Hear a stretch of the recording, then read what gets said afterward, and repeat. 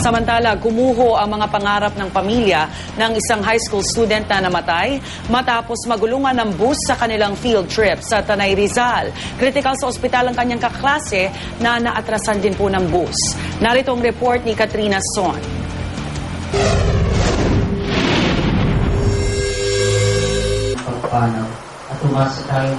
Pangarap maging doktor ng 14 na taong gulang na si Rio Bianca Ramirez, second-year high school student sa Holy Spirit Academy sa Malolos, Bulacan. Lagi pa nga raw siyang kasali sa top 10 ng kanilang klase. Pero ang pangarap na yan, hindi na matutuloy. Nitong Biyernes namatay si Rio matapos magulungan ng bus sa kanilang field trip sa Camp Kapinpin sa Tanay Rizal.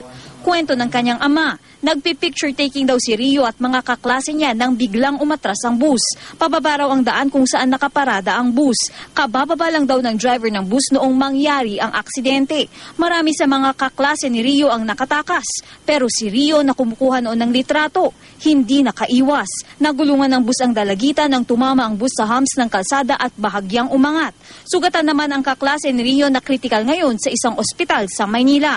Ang pamilya ni Rio na nanawagan ng hustisya. Sa nangyari, napakasakit talaga. Sinong sisisihin mo? Sinong pagagalitan mo? Ano ang sistema? Hawak ng Tanay Police ang driver ng bus.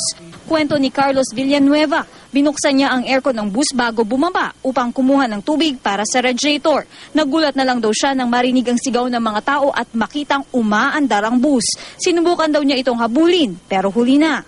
Malaki ang pag-ano ko kasi pamilyado din ako, maliit pa rin ang anak ko. Hindi naman talaga sinita yan. Wala ako doon sa taas.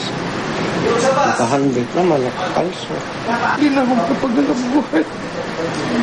Hindi ko na gusto ko na. Ayon sa Tanay Police, naka-incline daw ang pagkaparada sa bus. Dumausdos ito at bumundol sa biktima. Para sa unang balita, Katrina Son reporting.